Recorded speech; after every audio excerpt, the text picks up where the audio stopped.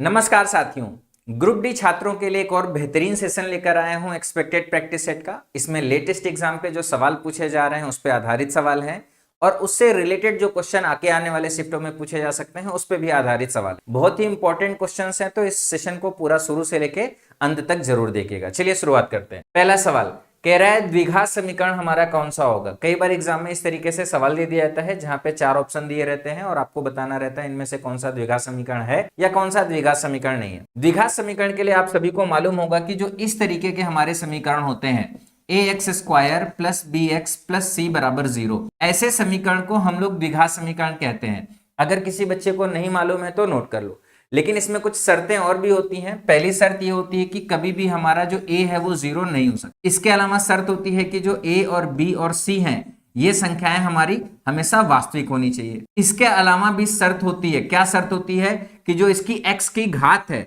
घात हमेशा पूर्णांक होनी चाहिए और पूर्णांक में भी सिर्फ 3 ही पूर्णांक हो सकते हैं। क्या पूर्णांक हो सकते हैं? 0, 1, 2, इसके अलावा कोई भी पूर्णांक नहीं हो सकता। द्विघात का मतलब होता है दो घात का समीकरण, और किसी भी द्विघात समीकरण में दो घात होना जरूरी है, मतलब ये वाला पद होना जरूरी है, और इसीलिए कंडीशन ये है कि a कभी भी हमारा 0 नहीं हो सकता।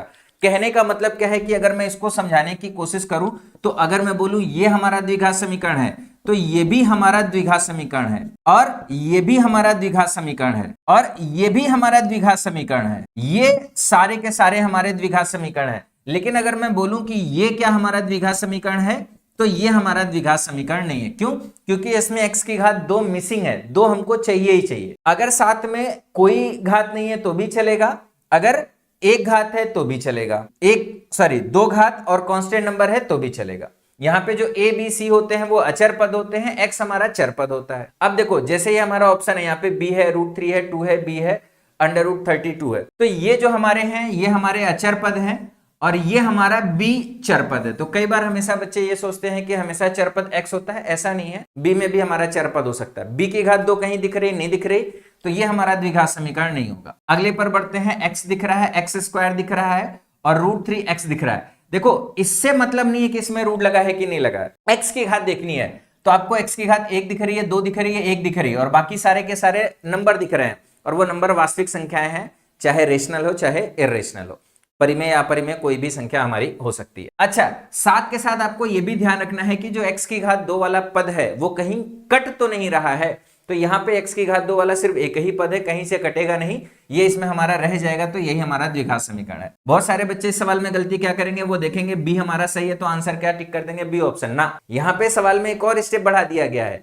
ये हमारे एक तरीके से स्टेटमेंट है और ऑप्शन हमारे यहां पर हैं। तो अगर आप देखोगे तो बी हमारा किस ऑप्शन में है, ए ऑप्शन में है। जरा सा आंसर सही निकाला लेकिन सिली मिस्टेक में आंसर गलत हो जाएगा। तो इस सवाल का सही आंसर क्या हो जाएगा, ये ऑप्शन। बाकी बच्चे ऑप्शन को भी दिखा देता हूं। यहां पे घात 3 है और प्लस यहां पे p की घात 1/2 है, तो ये हमारा द्विघात समीकरण नहीं होगा।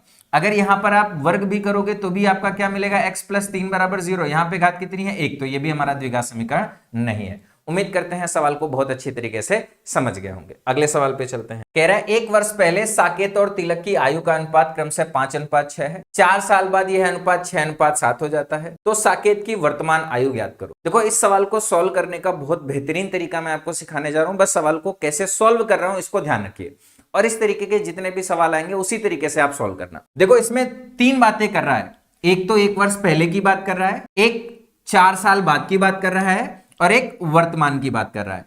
तो जो पहले होगा उसको हमेशा माइनस में इस तरीके से लिखोगे, 1 साल पहले, वर्तमान का मतलब अभी 0 और 4 साल बाद का मतलब +4, इस तरीके से अगर ऐसे लिखोगे तो अंडरस्टैंड करने में बड़ी आसानी होगी। 1 साल पहले का मतलब यह है कि जो भी वर्तमान उम्र होगी उसमें 1 साल कम हो जाएगा। -1 का मतलब क्या, 1 साल कम हो जाएगा। इस समय पहले 2 पर्सन है, एक है साकेत और एक है तिलक।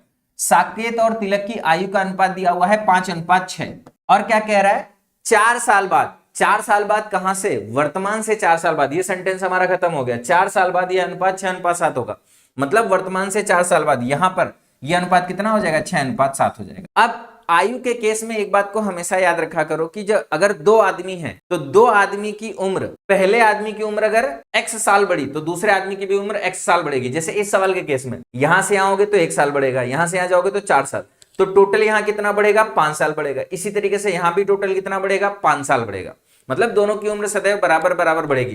कितना बढ़ेगी? इसका भी उम्र 5 साल बढ़ेगा और इसका भी उम्र 5 साल बढ़ेगा। आगे बढ़ने से पहले आपको बस ये देखना है कि ये वैल्यू कितनी हमारी चेंज हो रही है और ये वैल्यू कितनी चेंज हो रही है। अगर ये वैल्यू 1 हमारी चेंज हो रही है और ये भी हमारी वैल्यू 1 चेंज हो रही है, इसका मतलब ये दोनों बराबर चेंज होना चाहिए। बराबर चेंज हो रही है, इसका मतलब यह है कि ये सारा का सारा हमारा जो अनुपात दिया हुआ है ये बैलेंस है, हमको बैलेंस करने की जरूरत। और ये जो 1 है इसी का मान किसके बराबर आ जाएगा? 5 के बराबर आ जाएगा। अगर 1 का मान 5 है तो यहाँ पे 5 का गुणा कर दोगे और यहाँ पे भी 5 का गुणा कर दोगे। अब हमसे क्या कह रहा है? साकेत की वर्तमान उम्र की बात करेंगे तो साकेत की 1 साल पहले उम्र हमारी कितनी है? 25 साल है।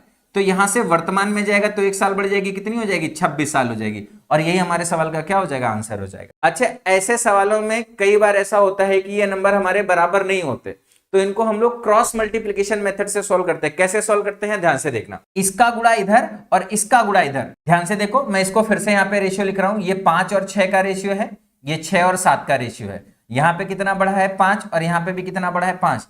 तो क्या करेंगे? ध्यान से मेरी बात को समझना। इसका गुणा इधर और इसका गुणा इधर। ये हो गया 35, ये हो गया 36। तो 36 में से 35, बड़े में से हमेशा छोटे को घटाएंगे। कितना आ जाएगा? 1 आ जाएगा। तो 1 का मान कितना हो जाएगा? फिर से इधर 6 गुणे 5, 7 गुणे 5, इनका अंतर ले लो।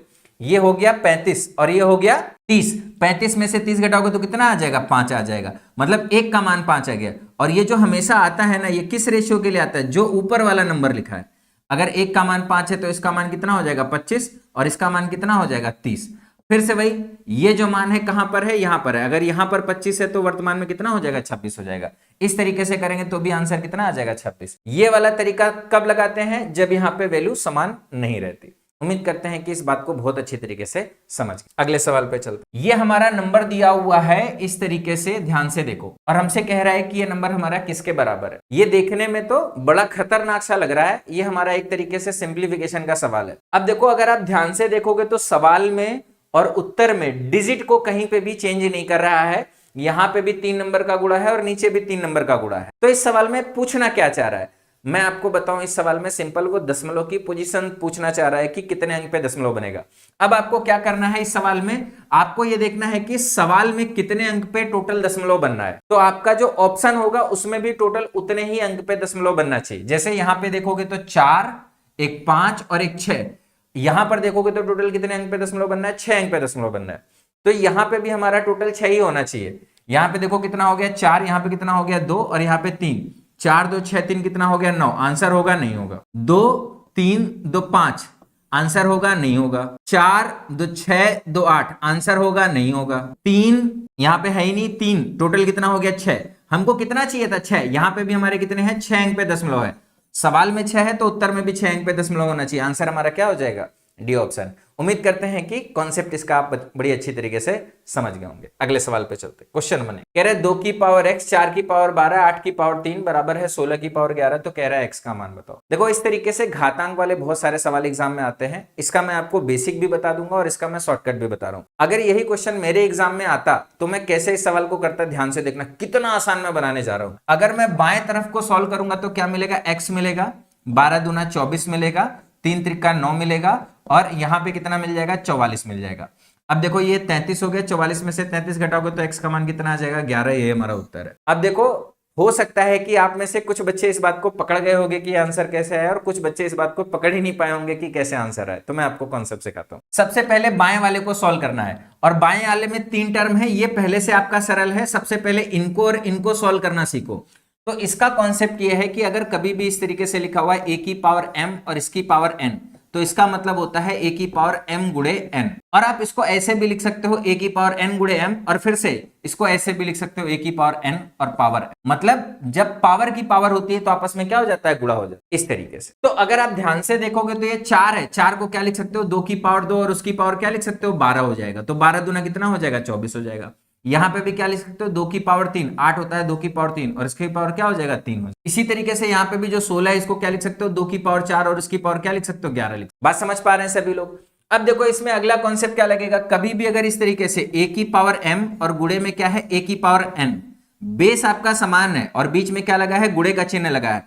तो गुणे में घाते आपस में क्या हो जाती है? जुड़ जाती है। क्या हो जाएगा? a की पावर m प्लस n। अगर एक और होता, a की पावर p होता और तो MNP तीनों जुड़ जाते हैं, जितने भी होंगे उतने आपस में क्या हो जाएंगे, जुड़ जाएंगे। अब अगर आप इस तरफ देखोगे, पहले इसमें तो ये वाला कॉन्सेप्ट लगेगा, ये हमारा कितना हो जाएगा 2 की पावर 24, ये हमारा कितना हो जाएगा 2 की पावर 9, और ये हमारा कितना हो जाएगा 2 की पावर 44 हो जाएगा। अब देखो ये सब आपस में गुणे में है, तो गुणे में घाते क्या हो जाएंगी, जुड़ जाएंगी। तो अगर इस तरफ की बात करेंगे तो क्या बन जाएगा 2 की पावर x प्लस 24 और प्लस 9, और इस तरफ अगर देखोगे तो क्या बन जाएगा 2 की पावर 44 बन जाएगा। अब अगला कॉन्सेप्ट हमारा क्या होता है कि अगर हमारा इस तरीके से लिखा है a की पावर m बराबर a की पावर n, बेस बराबर है तो मैं आपको बता दूं पावर भी क्या हो जाएगा, बराबर हो जाएगा, m बराबर n हो जाएगा। या कभी अगर इस तरीके से लिखा हुआ है कि a की पावर m बराबर b की पावर m, पावर आपस में बराबर है, अगर ये आपस में बराबर है तो ये भी आपस में बराबर हो जाएंगे, क्या हो जाएगा a बराबर b। तो यहाँ पे बेस आपस में बराबर है तो क्या है, पावर भी आपस में बराबर हो जाएगा, पावर आपस में बराबर हो जाएगा तो क्या हो जाएगा ये। तो हमको एक बात मालूम चल गई, अगर कॉन्सेप्ट याद हो गया तो क्या बात मालूम चल गई, सबसे पहले हमको बेस बराबर करना होता है। तो यहां पर 2, यहां पर 4, यहां पर 8, यहां पे 16, तो हमारे दिमाग में आया कि सबको क्या बनाओगे, बेस 2 पर लेकर आओगे। और अगर बेस 2 पर लेकर आए तो फिर इनको और इनको और इनको पहले सरल करना है, तो ये हमारा 2 की पावर 2 और 12 दूना 24 हो गया, ये वाला स्टेप। इसी 2 पावर 3, 3 गुणे 3 कितना हो गया, 9 हो गया।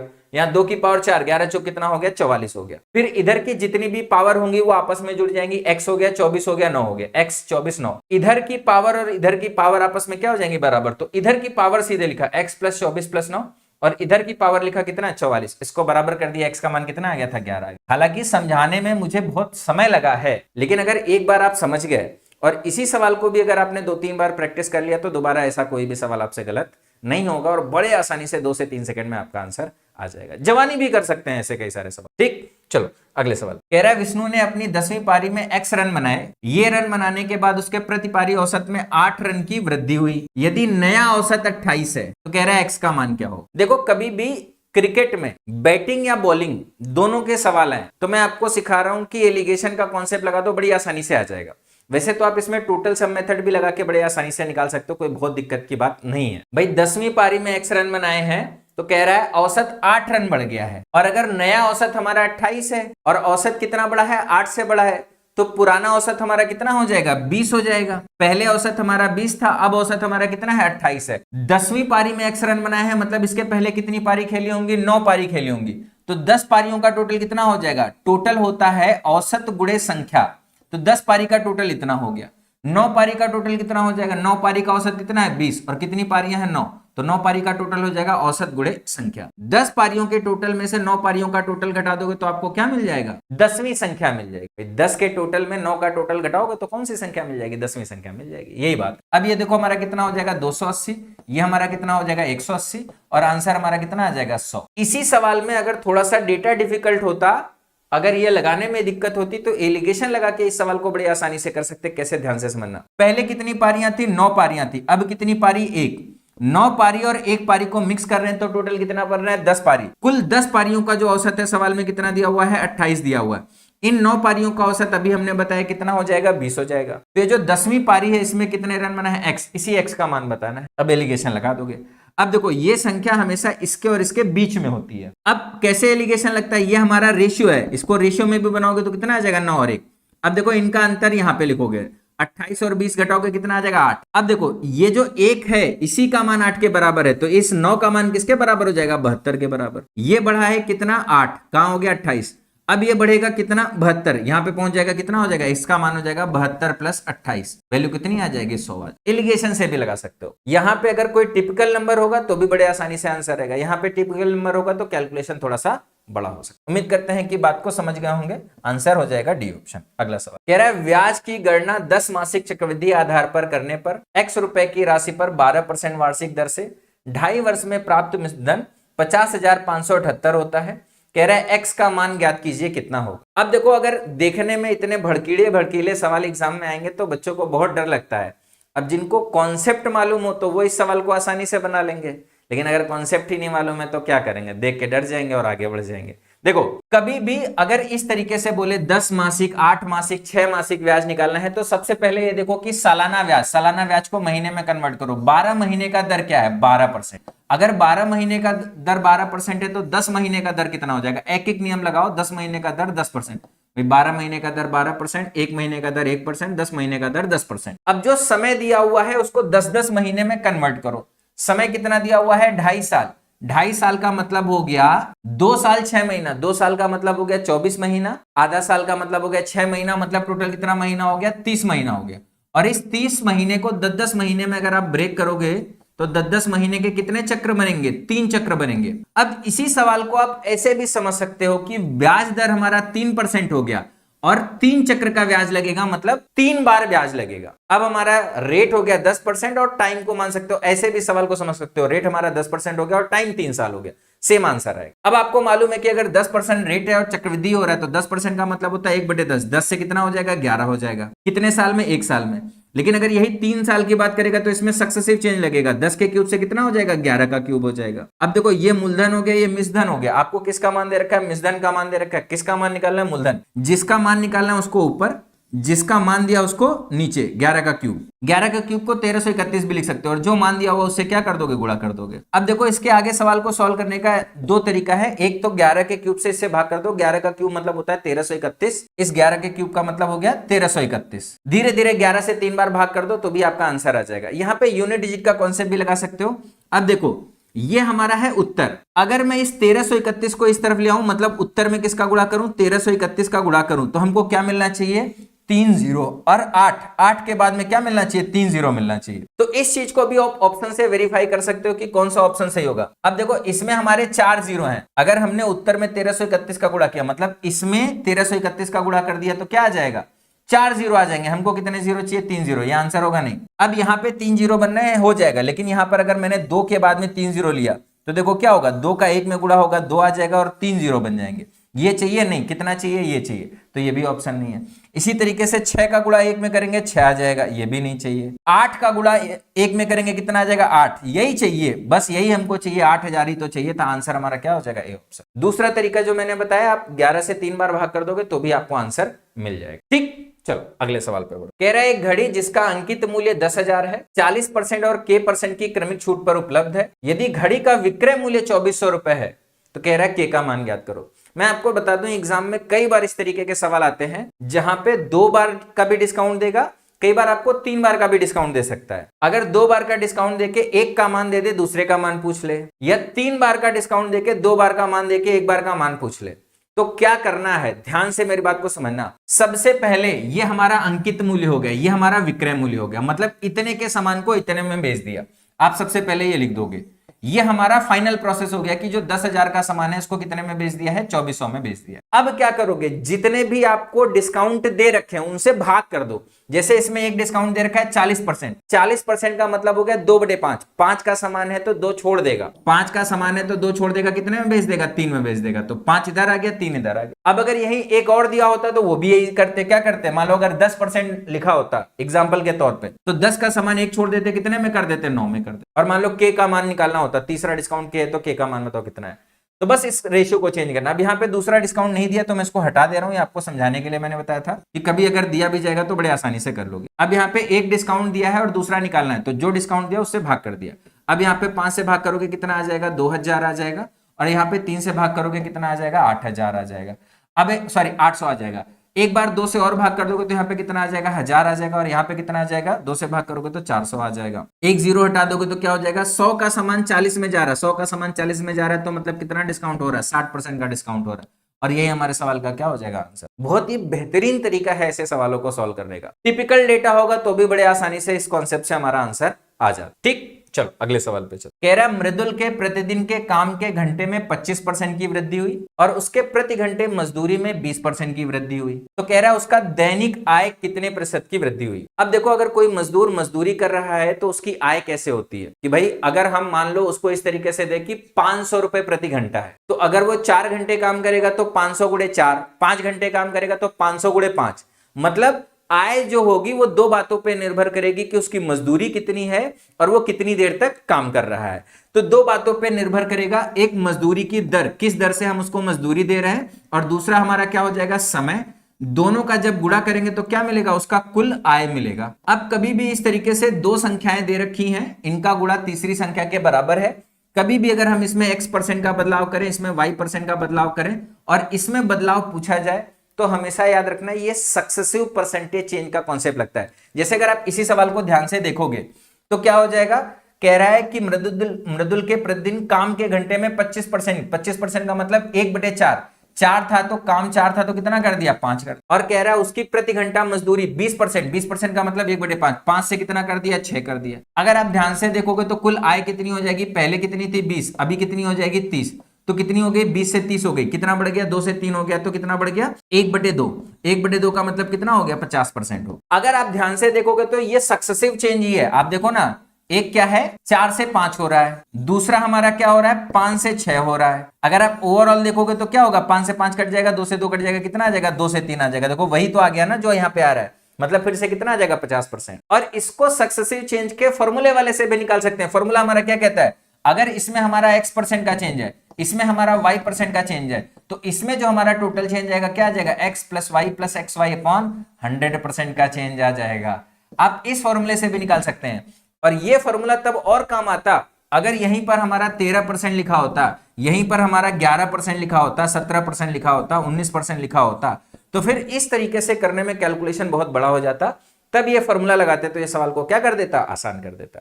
इसलिए वो सारे के सारे कॉन्सेप्ट आपको मालूम होने चाहिए जिससे एग्जाम में सवाल पूछे जा सके। उम्मीद करते हैं कि बात को समझ गए होंगे। तो इस फॉर्मूले से भी अगर आप सवाल को लगाओगे तो देखो कितना आ जाएगा, 25 प्लस 20 प्लस 25 गुणे 20 करोगे तो कितना आ जाएगा 500 बटे में 100, ये हो गया 45 और ये हो गया 5, अभी भी कितना आ जाएगा 50% ही आ जाएगा। हालांकि ये वाला जो कॉन्सेप्ट है इसको आप मन में भी हल कर सकते हो, मन में भी फटाक से कैलकुलेशन करके इसको सॉल्व। उम्मीद करते हैं कि सवाल समझ में आ गया होगा। आगे बढ़ो। कह रहा है त्रिभुज ABC में यदि AD कोण BAC का द्विभाजक है और AE BC पर लंब है, कह रहा है कोण B का मान 40 डिग्री है और कोण C का मान 70 डिग्री है, तो कोण DAE का मान कितना होगा। देखो एक कोण छोटा है और एक कोण बड़ा है, इस तरीके से बनेगा, एक छोटा है और एक बड़ा है, इस तरीके से देख लो कौन सा छोटा है कौन सा बड़ा है। कह रहा है कोण B छोटा है तो ये मान लो B है, और कौन सा कोण बड़ा है, C बड़ा है तो ये C हो गया, ये हमारा क्या हो गया, A हो गया। अब देखो सवाल में क्या कह रहा है कि हम A से BC पर लंब डालना है, ये हमारा हो गया AE,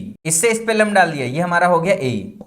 और क्या कह रहा है, AD BAC का द्विभाजक है, BAC मतलब कोण A का एंगल बाइसेक्टर खींचना है, एंगल बाइसेक्टर का मतलब इस कोण को आधा करेगा, इस तरीके से आधा कोण हमारा इधर रहेगा, जितना इधर रहेगा उतना ही हमारा किधर रहेगा, इधर रहेगा। अब देखो आपके एग्जाम में सवाल बहुत ज्यादा पूछा जाता है कि एक हमारा है एंगल बाइसेक्टर, हिंदी में जिसको कहते हैं कोण द्विभाजक, और एक है हमारा शीर्षलंब जिसको अंग्रेजी में बोलते हैं एल्टीट्यूड। एंगल बाइसेक्टर मतलब कोण द्विभाजक और शीर्षलंब के बीच का कोण अगर कभी भी पूछा जाए तो हमेशा याद रखना है ये जो आधार कोण होते हैं इनके अंतर का आधा होता है, कोण C माइनस कोण B बाई 2। तो जो भी बड़ा हो आपको अंतर लेना है, बड़े में से छोटे को घटाना है। तो इस सवाल में बड़ा कौन है 70, तो 70 माइनस का 40 और बटे में 2, 70 माइनस 40 कितना हो जाएगा 30, 30 का आधा करेंगे कितना आ जाएगा 15 डिग्री।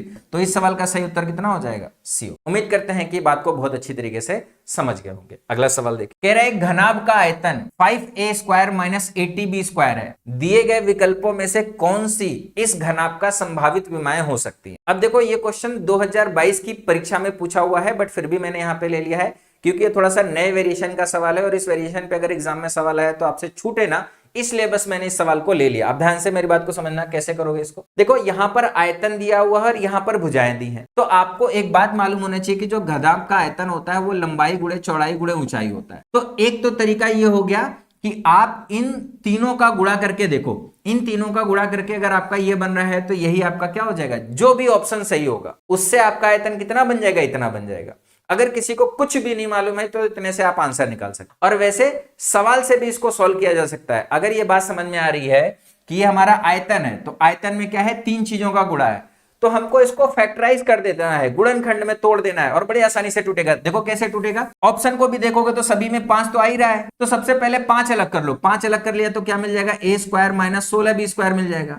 और इसमें फिर से क्या करो, a² माइनस b² वाला फॉर्मूला लगा दो, तो ये हमारा 4b का स्क्वायर है, ये a है, तो एक हो गया 5 और एक हो गया a प्लस 4b और एक हो गया a माइनस 4b। खत्म हो गया, यहीं पे सवाल आपका आंसर आ गया। 5 a plus 4b a minus 4b, answer क्या आ जाएगा, बी ऑप्शन। समय लगा, नहीं लगा। ऑप्शन से करते तो हो सकता है थोड़ा सा ज्यादा समय लगता, लेकिन अगर आप ये बात पकड़ लिए और अगर आप तोड़ने जाओगे तो जल्दी से आंसर मिल जाएगा। ठीक, चलो अगले सवाल। कह रहा है एक समलंबाकार मैदान PQRS में PQ और RS समांतर है। PQ का मान दे रखा है 12 सेंटीमीटर, RS का मान दे रखा है 22 मीटर। PQ और RS के बीच की दूरी दे रखी है 14 मीटर। कह रहा है इसमें समान क्षेत्रफल में 2 फसलों की बुआई की जानी है। समान क्षेत्रफल में 2 फसलों की बुआई की जानी है। प्रत्येक फसल के लिए उपलब्ध क्षेत्रफल ज्ञात करो।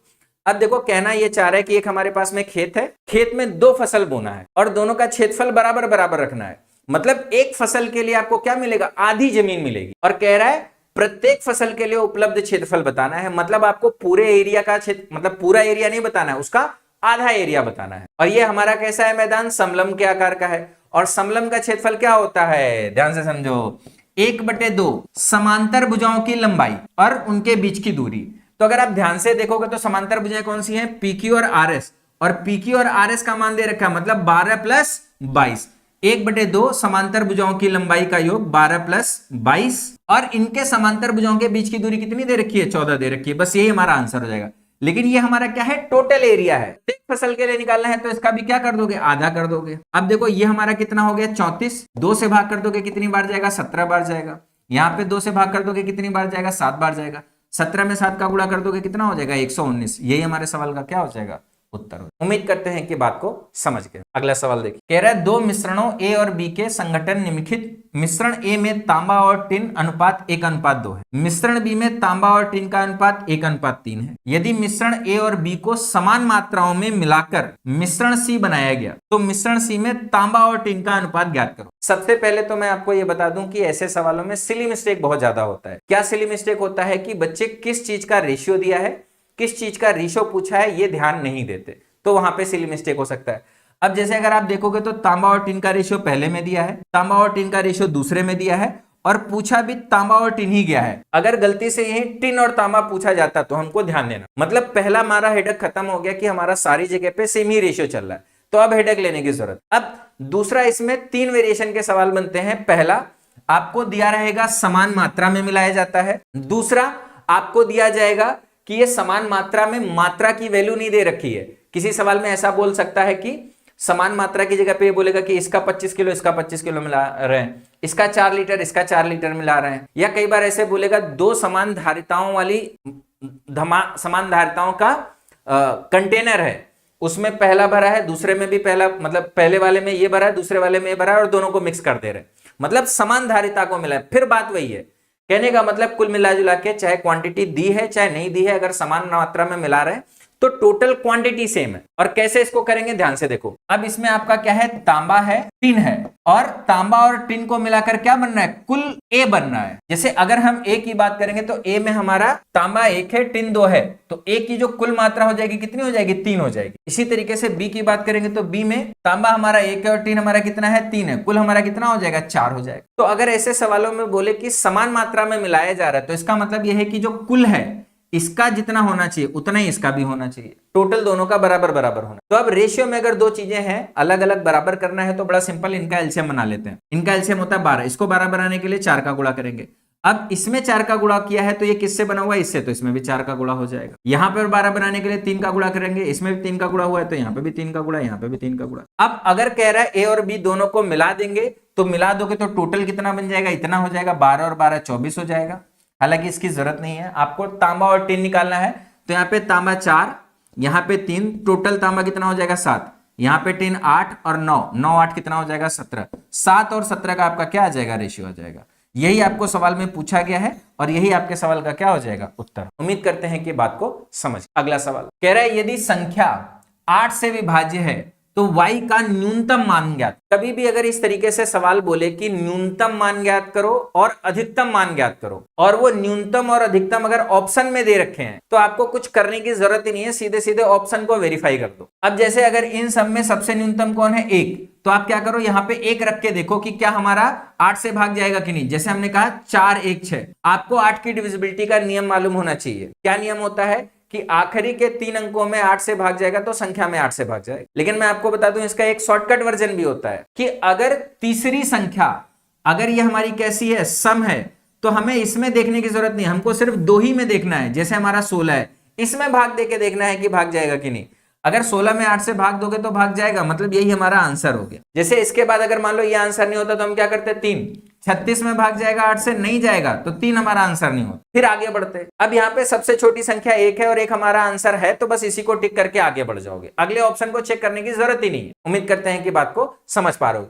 अगर इसी सवाल में उल्टा पूछता कि अगर y का अधिकतम मान क्या, तो हमको पीछे से चलना पड़ता, जो ऑप्शन में बड़ा होता उससे स्टार्ट कर। ठीक, चलो कह रहे P, Q और R संयुक्त रूप से एक व्यवसाय शुरू करते हैं। यह सहमति हुई कि P 6 महीने के लिए 25,000 का, Q 5 महीने के लिए 44,000 का और R 3 महीने के लिए 50,000 का निवेश करेगा। तो कह रहा है 1,04,000 के कुल लाभ में P को कितनी राशि प्राप्त होगी। अब देखो पार्टनरशिप के केस में एक बड़ा सिंपल सा कॉन्सेप्ट होता है। क्या कॉन्सेप्ट होता है कि जो भी लाभ होता है ना, वो दो चीजों के अनुपात में बढ़ता है। पहला, कितना पैसा निवेश किया है, दूसरा कितने समय के लिए निवेश किया है। तो लाभ जो होता है पैसा गुणे समय इस अनुपात में बढ़ता है।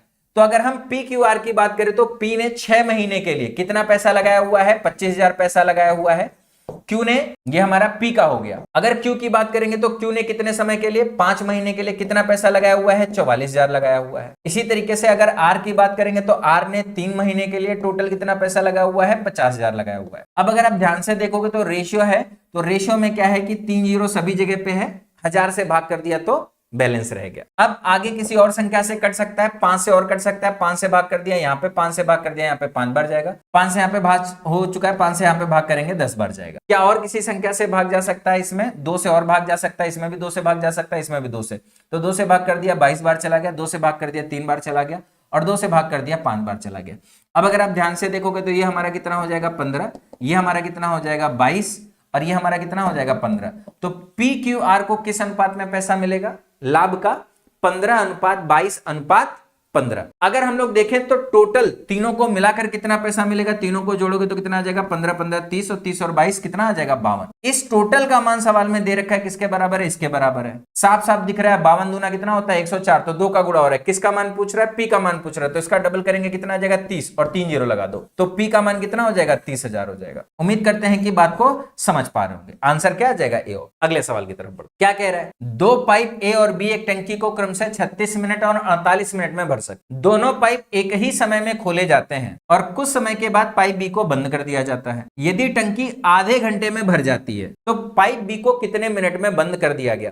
देखो कई बार इस तरीके के सवाल में आते हैं कि कभी पाइप बी से स्टार्ट किया जाता है और पाइप कभी बी से बंद किया जाता है। तो आपको ध्यान से समझना है, क्या पहला कि टंकी कितनी देर में भर रही, जैसे सवाल में कह रहा है टंकी आधे घंटे में भर रही है, आधे घंटे का मतलब क्या है 30 मिनट में भर रही है। अब सवाल में क्या कह रहा है कि इस 30 मिनट में ए और बी, भाई दोनों पाइप एक समय में खोले जाते हैं, खोले गए और कुछ समय के बाद पाइप बी को बंद कर दिया गया। मतलब कुछ समय ऐसा बीता होगा, टी समय बीता होगा और इस टी समय के लिए ए प्लस बी ने साथ में काम किया होगा, इसके बाद में बी को बंद कर दिया गया होगा, आगे ए ने काम किया होगा। अब इसको कैसे आप ध्यान से देखोगे, इसमें हमेशा आपको ये देखना है कि कौन ऐसा आदमी है जिसका आपको पूरा का पूरा समय मालूम है। तो अगर आपको देखोगे तो ए ने स्टार्ट भी किया है और ए ने अंत भी किया है, एंड भी किया है। तो मतलब ए शुरू से शुरू करके अंत तक काम करता ही रहा है। मतलब ए ने पूरे 30 मिनट के लिए काम किया है और बी ने कितनी देर के लिए काम किया, इतनी देर के लिए काम किया। अब ये लॉजिक मिल जाए तो सवाल को कैसे सॉल्व करना है, आप देखो पहले वही ए कितनी देर में भर रहा है, 36 मिनट में भर रहा है, बी कितनी देर में भर रहा है, 48 मिनट में भर रहा है। अगर दो ही नंबर हैं, इनकी क्षमता निकालना है तो इनके समय का रेशियो 12 से भाग करोगे 3, 12 से भाग करोगे 4, समय का अनुपात 3:4 है। तो जो क्षमता हो जाएगी इसका उल्टा 4 और 3 हो जाएगी। 36 चौक कितना होता है 144 होता है। या आप इसका पहाड़ा पढ़ के भी निकाल सकते थे, हालांकि 2 में रेशियो वाला कॉन्सेप्ट ज्यादा आसान कर। अब देखो इससे मालूम चल गया कि ए की हमारी क्षमता 4 है और बी की क्षमता हमारी कितनी है 3 है। अब देखो हमको ये कह रहा है कि ए ने कितनी देर काम किया, ए ने पूरे समय के लिए काम किया 30 मिनट के लिए। तो ए ने कितना भरा होगा, 4 की क्षमता से 30 मिनट में कितना भर दिया होगा 120 भर दिया होगा। 144 में 120 तो ए ने भरा है, तो कितना बच गया है 24। ये 24 किसने भरा होगा, बी ने भरा होगा। तो बी की क्षमता कितनी है 3 क्षमता से 24 भरने में कितना समय लगा होगा, 8 मिनट का समय लगा होगा। तो भाई बी ने शुरू किया, 8 मिनट तक चलाएंगे और उसके बाद क्या करेंगे, बंद कर देंगे। तो बी को कितनी देर बाद बंद कर देंगे, 8 मिनट बाद बंद कर देंगे। यही हमारे सवाल को क्या हो जाएगा आंसर। अच्छा देखो इसी सवाल में इस तरीके से पूछ सकता है, बी को कितनी देर पहले बंद कर दिया जाए, बी को कितनी देर पहले बंद कर दिया जाए। तो भाई 8 मिनट बाद बंद कर दिया जाए या 30 मिनट में बचा हुआ समय कितना है 22 मिनट पहले बंद कर दिया जाए। तो ये भी सवाल एग्जाम में पूछा जा सकता है। तरीका दोनों के लिए आपको सेम। ठीक, चलो 9 12 12x 28 42 42y, तो कह रहा है 2x प्लस y का मान क्या होगा। अब देखो इस तरीके के सवाल जहां पर चार संख्याएं दी हैं लेकिन इसमें बीच वाली संख्या कॉमन है, चार संख्याएं दे रखी है लेकिन बीच वाली संख्या कॉमन है, तो ये कॉन्सेप्ट होता है तीन संख्याओं। अगर तीन संख्याएं हमारी समानुपात में होती हैं, अगर तीन संख्याएं हमारी समान अनुपात में होती हैं, इनको समानुपाती भी बोलते हैं, तो इसका मतलब ये होता है कि पहले का जो दूसरे से अनुपात होगा वही दूसरे का तीसरे से अनुपात। बस यही कॉन्सेप्ट लगा दो, x का भी मान मिल जाएगा और y का भी मान मिल जाएगा। या इसका शॉर्टकट अगर आपको याद है तो जैसे इसमें आपको क्या निकालनी, आखिरी संख्या c निकालना है, तो ये हमेशा आ जाएगा b²/a। दोनों में c निकालना है, दोनों में c निकालना है, तो c का मान ये 12 का स्क्वायर 144 और बटे में कितना आ जाएगा 9, ये हमारा आ जाएगा x। इसी तरीके से यहां पे देखोगे तो कितना आ जाएगा 42 गुणे 42 और बटे में 28। अब यहाँ पे क्यों वैसे नहीं काटा, क्योंकि 42 का स्क्वायर कर देते तो फिर काटने में थोड़ी दिक्कत होती। यहाँ पे हो जाएगा 16 9 144, ये बड़ा आसान हो गया। 7 से भाग करोगे 4 बार जाएगा, 7 से भाग करोगे 6 बार जाएगा, फिर 2 से भाग करोगे 2 बार जाएगा, 21 बार जाएगा, 2 से भाग करोगे कितनी बार जाएगा 3 बार जाएगा, तो 21 यहाँ कितना हो जाएगा 63, ये हो जाएगा और 16 ये हो जाएगा। सवाल में क्या कह रहा है 2x प्लस वाई, x का मान 16, 16 दूना कितना हो गया 32 और y का मान कितना है 63, 3 2 5 और 6 3 9, 95 हमारे सवाल का क्या हो जाएगा सही। उम्मीद करते हैं कि बात को अच्छी तरीके से समझ। अगला सवाल कह रहा है 5 पुरुष और 6 महिलाएं एक काम को 6 दिनों में कर सकती हैं, जबकि 3 पुरुष और 5 महिलाएं उसी काम को 9 दिनों में कर सकते हैं, तो 3 पुरुष और 2 महिलाएं उसी काम को कितने दिनों में करेंगे। ये आदमी और औरत वाला सवाल है, तो कैसे करते हैं ध्यान से देखना। सबसे पहले मान लो कि एक आदमी की क्षमता m और एक औरत की क्षमता W, तो 5 आदमी की क्षमता 5m और 6 औरत की क्षमता 6w। इस टोटल क्षमता से कितने दिन में काम कर रहे हैं 6 दिन में। मतलब कैसे लिखोगे ध्यान से देखो, 5 आदमी 6 औरत कितने दिन में काम को खत्म कर रहे हैं 6 दिन में। तो ये हमारा हो गया टोटल काम, जहां m एक आदमी की कार्य क्षमता और W एक औरत की कार्य क्षमता है। अब देखो इसी तरीके से कह रहा है कि ये जो काम है, इसी काम को 3 पुरुष और 5 महिलाएं उसी काम को 9 दिन में करती हैं। मतलब 3 पुरुष का मतलब 3 गुणे m और 5 महिलाएं मतलब 5w, और इस टोटल क्षमता से कितने दिन में काम कर रहे हैं 9 दिन में काम कर रहे हैं। यही काम यहां पे भी हो रहा है, यही काम यहां पे भी हो रहा है, तो दोनों सेम काम है, तो आपस में क्या हो जाएंगे बराबर हो जाएंगे। सबसे पहले ये लाइन लिखी। अब यहां से आपको क्या मिलेगा m और w का रेशियो, मतलब एक आदमी की और एक औरत की कार्य क्षमता का अनुपात। कैसे निकलेगा ध्यान से देखो, 3 से काटोगे 2 बार जाएगा, 3 से काटोगे 3 बार जाएगा। साफ सुथरा रखना, क्योंकि इसका यूज करना है जो हम काट रहे हैं, ऐसा नहीं कि खत्म हो गया। अब ध्यान से देखो, इस कैलकुलेशन को आप 2 का गुणा करके और 3 का गुणा करके भी कर सकते हो और उसको सॉर्ट भी कर सकते हो। पहले मैं आपको गुणा करके दिखाता हूं, तो कितना हो जाएगा 5 दूना 10m और 6 दूना 12w। इधर कितना हो जाएगा 3 त्रिका 9m और इधर कितना हो जाएगा 15w हो जाएगा। अब आपको क्या करना है, m को एक तरफ करना है, w को एक तरफ करना है, तो 10 में से 9 जाएगा कितना आ जाएगा m आ जाएगा, 15 में से 12 जाएगा तो कितना आ जाएगा 3w आ जाएगा, और इस w को इधर लेकर आएंगे तो कितना आ जाएगा बटे w बराबर बटे में 1। यहाँ कुछ नहीं है तो बटे में 1। इसका मतलब यह है कि अगर आदमी की कार्य क्षमता 3 यूनिट है तो औरत की कार्य क्षमता 1 यूनिट। अब देखो अगर एग्जाम में आप चाहो तो ये वाली जो लाइन मैंने लिखी है इसको आप ना लिखो। कैसे ना लिखो, आप सीधे सीधे m को और m को मैच कराओ। 5 दूना 10m इधर है, 9m इधर है, तो 10 में से 9 जाएगा कितना बचेगा m बचेगा। फिर इसी तरीके से w, 15w इधर है और 12w इधर है, तो इधर कितना बचेगा 3w, तो m बराबर 3w और w को फिर इधर लेके आओगे तो कितना आ जाएगा 3/1। अब देखो जैसे ही ये m और w का मान है, फिर से ये जो पहले मैंने लिखा था ये हमारा पूरा काम था, ये जो मैंने पहले लिखा था ये मेरा पूरा काम था। तो m और w का मान चाहे यहां रख दो चाहे यहां रख दो, आपको क्या मिल जाएगा काम। तो अगर हमको पूरा काम निकालना है तो कितना हो जाएगा 5 3 15 और 6, और इस क्षमता से कितने दिन में काम पूरा हो रहा था 6 दिन में काम पूरा हो रहा था। ये हमारा क्या हो गया पूरा काम हो गया। कह रहे इस काम को 3 आदमी और 2 महिलाएं, एक आदमी की क्षमता 3, तो 3 आदमी की क्षमता कितनी हो गई 9, और एक महिला की क्षमता 2, तो 2 महिला की क्षमता कितनी हो गई 2। इस क्षमता से इतना काम करने में कितना समय लगेगा। अब देखो ये हमारा कितना हो गया 21 और ये हमारा कितना हो जाएगा 126 हो जाएगा। भाई 21 हो गया, 6 × 6 6 दूना 12 और बटे में कितना हो गया 111, इतना दिन लगेगा। अब अगर 11 से भाग करेंगे तो कितनी बार जाएगा 11, 11 का 11 में गुणा करो 121, 5 बच गया, 11 सही 5/11 दिन। यही हमारे सवाल का क्या हो जाएगा उत्तर हो जाएगा, आंसर ए। उम्मीद करते हैं कि बात को बहुत अच्छी तरीके से समझ। अगला सवाल देखिए, कह रहा है एक आदमी 3 घंटे में 80 किलोमीटर की यात्रा करता है, वह आगे और 2 घंटे की यात्रा करता है। 3 घंटे यहाँ पे यात्रा कर चुका है और 2 घंटे यहाँ पे यात्रा कर चुका है। टोटल कितने घंटे हो गए 5 घंटे हो गए। और क्या चल चुका है 80 किलोमीटर यहाँ पे चल चुका है। भाई पहले 3 घंटे में 80 किलोमीटर चला है, और बाद के 2 घंटे में कितना चला है अभी हमको मालूम नहीं है। कह रहा है यदि पूरी यात्रा के लिए उसकी औसत गति 30 किलोमीटर प्रति घंटा है तो बाद के 2 घंटों में तय की गई दूरी क्या होगी। अच्छा, सबसे पहले मैं आपको बता दूं औसत गति होता क्या है। औसत गति होता है कुल दूरी बटा कुल समय। बस जैसे ही हम ये बात लिखेंगे वैसे ही हमको क्या मालूम चल जाएगी, टोटल डिस्टेंस मालूम चल जाएगी। क्या औसत गति मालूम है कितना है 30, क्या कुल समय मालूम है कितना है 5 घंटा, तो हमको क्या मालूम चल जाएगी, चली गई कुल दूरी मालूम चल जाएगी। कुल दूरी कितनी हो जाएगी 5 या 15, इसका मान कितना हो जाएगा 150 किलोमीटर। और इस 150 किलोमीटर में जो पहली दूरी है कितनी है 80 किलोमीटर है, तो जो बाकी बची हुई दूरी कहां होगी, दूसरी दूरी होगी 70 किलोमीटर।